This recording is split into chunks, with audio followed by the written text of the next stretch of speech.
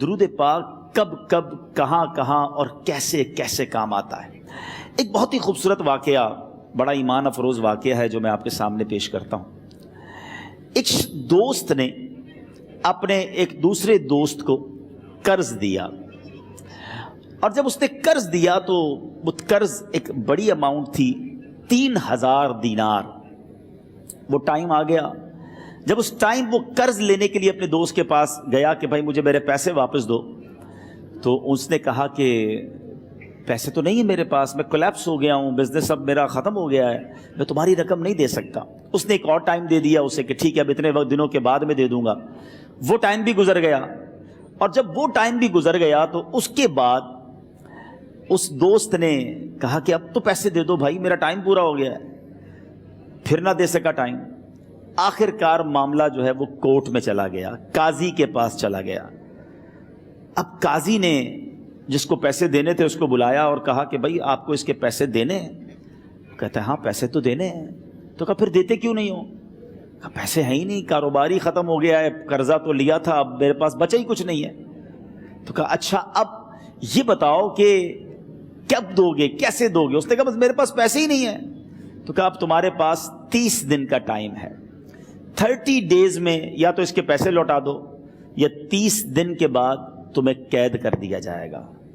یہ شخص اب گھر آیا، پیسے تو تھے نہیں، مگر شاید علماء نے لکھا کتابوں میں، یہ واقعہ کئی بڑی بڑی کتابوں میں لکھا اور درود پاک کے فضائل کی بڑی بڑی کتابوں میں لکھا، اور اس شخص نے سوچا کہ اس نے ایک حدیث پاک پڑھی ہوئی تھی کہ جس میں نبی پاک علیہ الصلوۃ والسلام نے فرمایا ہے، جس کا مضمون ہے کہ جو شخص پریشان ہو، مصیبت زدہ ہو، اسے چاہیے کہ مجھ پر کثرت سے درود پاک پڑھے، کیونکہ درود پڑھنا مصیبتوں اور پریشانیوں کو لے جاتا ہے۔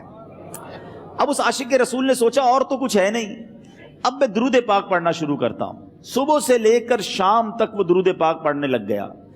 27 دن گزر گئے، only 3 days left، 3 دن باقی تھے قاضی کے پاس جانے میں۔ 27 دن گزر گئے درود پڑھتے پڑھتے۔ جب 28ویں رات آئی تو آنکھیں تو بند ہوئیں، مگر خواب میں اسے ایک آواز آئی، گھبراؤ نہیں، تمہارا قرضہ ادا کر دیا جائے گا، تمہارا مسئلہ سالو ہو جائے گا۔ صبح اٹھتا ہے، درود پاک پڑھ رہا ہے، مگر کہتا ہے یہ آواز سے تو مسئلہ حل نہیں ہوگا، پیغام کیا ہے اسے سمجھ نہ آیا۔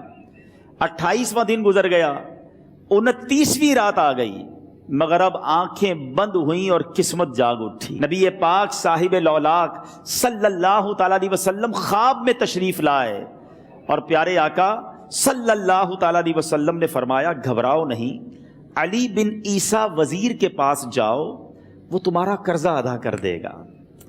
اب یہ عاشق رسول صبح اٹھا تو ویری فریش، حشاش بشاش کہ اب تو کام ہو گیا، نبی پاک نے خواب میں آ کر بشارت دی ہے۔ مگر پھر ذہن میں سوال آیا کہ علی بن عیسیٰ کے پاس جاؤں گا تو ثبوت کیا ہے، پروف کیا ہوگا؟ میں جا کر اس کو کہوں گا کہ میرا قرضہ دے دو تو ایسے تو قرضہ نہیں دے دینا، اور میں نے اس کو کہا کہ مجھے نبی پاک نے خواب میں کہا ہے، اور اس نے اگر مجھ سے کوئی نشانی مانگی تو میں نشانی کیا دوں گا؟ آخری دن تھا، 29واں دن تھا، وہ بھی درود پڑھتے پڑھتے گزر گیا۔ 30th نائٹ آ گئی، صبح وہ دن ہے جب عدالت میں جانا ہے۔ اب اس رات پھر نبی پاک علیہ الصلوۃ والسلام خواب میں تشریف لائے، اور آقا علیہ الصلوۃ والسلام نے فرمایا کہ علی بن عیسیٰ وزیر کے پاس جاؤ، وہ تمہارا قرض ادا کر دے گا۔ کہ حضور چلا تو جاؤں گا، لیکن اگر وزیر نے مجھ سے کوئی نشانی طلب کی تو میں کیا جواب دوں گا؟ پیارے آقا علیہ الصلوۃ والسلام نے کمال کا ارشاد فرمایا کہ علی بن عیسیٰ سے کہنا کہ تم روزانہ فجر کی نماز کے بعد 5000 بار درود پاک پڑھتے ہو، یہ راز فقط تم جانتے ہو اور تمہارا رب جانتا ہے۔ اب یہ جب صبح اٹھا تو ایک نشانی بھی مل چکی تھی۔ عدالت میں جانے سے پہلے وزیر کے دربار میں پہنچ گیا، اسے یہ ڈر تھا کہ آج پیسے نہ لوٹائے تو سزا ہو سکتی ہے۔ جب وزیر کے دربار میں پہنچا تو وزیر اپنے مشیروں کے ساتھ بیٹھا تھا۔ کہا مجھے آپ سے بات کرنی ہے۔ کہا بتاؤ کیا بات کرنی ہے؟ کہا میں ایک پیغام لایا ہوں آپ کے لیے۔ اچھا کس کا پیغام لائے ہو؟ کہا میں نبی پاک جناب محمد مصطفیٰ صلی اللہ تعالیٰ علیہ وسلم کا پیغام لایا ہوں۔ وہ عاشق رسول وزیر تھا، کہتا بتاؤ میرے آقا نے کیا پیغام دیا ہے؟ کہ حضور میں 3000 دینار کا مقروض ہوں، آج آخری دن ہے اور میرے آقا نے مجھے بشارت دی ہے کہ آپ سے کہوں کہ آپ میرا قرض ادا کر دیجئے۔ علی بن عیسیٰ کہتا ہے کوئی ثبوت ہے آپ کے پاس؟ ہے کوئی دلیل بھی ہے آپ کے پاس؟ میں کیسے مان لوں کہ آپ کو نبی پاک علیہ الصلوۃ والسلام نے بھیجا ہے؟ عاشق رسول کہتا ہے خالی ہاتھ نہیں آیا، میرے آقا نے مجھے دلیل بھی عطا فرمائی ہے، مجھے ایک ایویڈنس بھی دیا ہے، اور پروف یہ ہے حضور کہ آپ روزانہ صبح فجر کی نماز کے بعد نبی پاک صلی اللہ تعالیٰ علیہ وسلم کی بارگاہ میں درود و سلام کا نذرانہ پیش کرتے ہیں۔ جب تک 5000 کا عدد پورا نہیں ہوتا آپ اس وقت تک کسی اور سے بات نہیں کرتے، اور اے وزیر صاحب یہ رات صرف آپ کو پتہ ہے اور آپ کا رب جانتا ہے۔ اللہ اکبر! وہ وزیر تو جس کو کہے نا جھوم اٹھا، ایسا عاشق رسول وزیر تھا جو روزانہ صبح 5000 درود پڑھتا ہو، اس کی تو عید ہو گئی نا۔ وہ کہتا ہے مرحبا یا رسول اللہ، میرے آقا نے میرے درود قبول کر لیے، اس سے بڑھ کر میرے لیے سعادت کیا ہوگی۔ اب یہ وزیر اپنے سیٹ سے اٹھتا ہے، اپنے کمرے میں جاتا ہے، تھوڑی دیر بعد واپس آ کر اس عاشق رسول کے ہاتھ میں 3000 دینار رکھ کر کہتا ہے حضور پہلے 3000 دینار تو نبی پاک کا حکم کی میں ادب سے بجا لاتا ہوں، میرے آقا نے جو حکم فرمایا یہ 3000 دینار آپ کو پیش کرتا ہوں، حضور ایک اور 3000 دینار لیجئے۔ میرے گھر آپ آئے، اتنی اچھی خبر سنائی، آپ نے قدم رنجا فرمایا، یہ 3000 اس کا نذرانہ ہے، اور ایسا کیجئے 3000 اور لیجئے، اس سے اپنے بچوں کے لیے کچھ چھوٹا موٹا کام شروع کیجئے اور ایک وعدہ کر کے جائیے، آج کے بعد زندگی میں آپ کو جب بھی کوئی کام پڑے میں آپ کا بھائی ہوں، مجھے یہ خدمت کا موقع دیجئے گا۔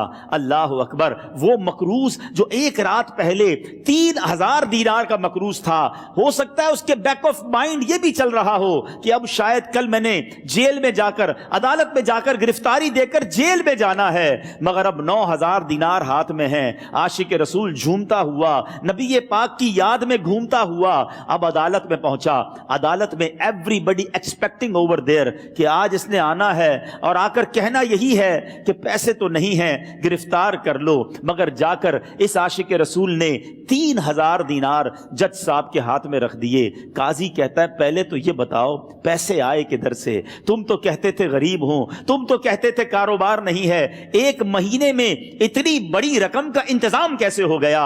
سبحان اللہ! اس عاشق رسول نے گویا زبان حال سے یہ کہا ہوگا کہ یہ تو کرم ہے ان کا، ورنہ مجھ میں تو ایسی بات نہیں، اتنا دیا سرکار نے مجھ کو، اتنی میری اوقات نہیں۔ اس نے وہ پورا واقعہ بھری عدالت میں سنا دیا۔ اللہ اکبر! میرے پیارے اسلامی بھائیوں ذرا سوچو پہلے زمانے میں کیسے عاشقان رسول ہوا کرتے تھے، وہ جج وہ قاضی بھی کیسا سرکار علیہ الصلوۃ والسلام کا عاشق تھا۔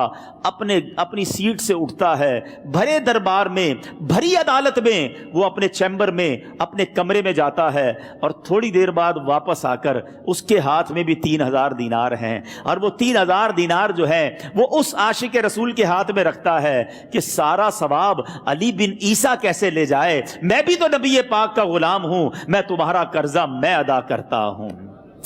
اچھا، اب ایک اور عجیب سینیریو یہ بن گیا کہ جس نے کیس کیا تھا، جس نے دعویٰ کیا تھا، وہ بھی یہ سارا منظر دیکھ رہا تھا۔ کہتا ہے جج صاحب ذرا رکیے، میں بھی اپنے آقا کا امتی ہوں، اور ایک کام کیجئے قلم کاغذ منگوائیے، اس عاشق رسول کا قرضہ ہی میں معاف کر دیتا ہوں۔ اچھا، اب عاشق رسول نے وہ واپس 3000 دینار جو جج صاحب نے دیے تھے وہ واپس جج صاحب کو دیے کہ حضور یہ پیسے آپ ہی رکھ لیں، قرضہ ہی معاف ہو گیا، اب آپ کے پیسے کا میں نے کیا کرنا ہے؟ جج صاحب کہتے ہیں جو پیسے نبی پاک کے نام پر نکالے ہیں اب مجھے واپس نہیں چاہیے، یہ بھی تم اپنے ساتھ لے جاؤ۔ اللہ اکبر! میرے میٹھے اسلامی بھائیوں، وہ عاشق رسول ایک رات پہلے 3000 دینار کا مقروض ہے، اب 12000 دینار لے کر گھر کو واپس جا رہا ہے۔ اس ایک واقعے کے اندر جو ہم سب کے لیے درس ہے، جو ہم سب کے لیے پیغام ہے، شاعر لکھتے ہیں نا، دکھوں نے تم کو جو گھیرا ہو تو درود پڑھو، دکھوں نے تم کو جو گھیرا ہو تو درود پڑھو، جو حاضری کی تمنا ہو تو درود پڑھو۔ آج ہم بہت ساری پرابلمز میں ہوتے ہیں، یہاں بھی ہو سکتا ہے میرا کوئی بھائی بیمار بیٹھا ہو، کوئی قرضے میں ڈوب گیا ہو، کسی کا کوئی بزنس پرابلم چل رہا ہو، کوئی فیملی ایشو میں ڈسٹرب ہو، آپ کسی بھی پرابلم میں ہیں، خدا کی قسم درود پاک ایسا وظیفہ ہے. لوگ بہت سارے وظائف پوچھتے رہتے ہیں, بہت سارے جناب وظائف کے بارے میں معلومات کرتے رہتے ہیں. سچی بات یہ ہے ہر درد کی دوا ہے صلی علی محمد. ہر درد کی دوا ہے صلی علی محمد.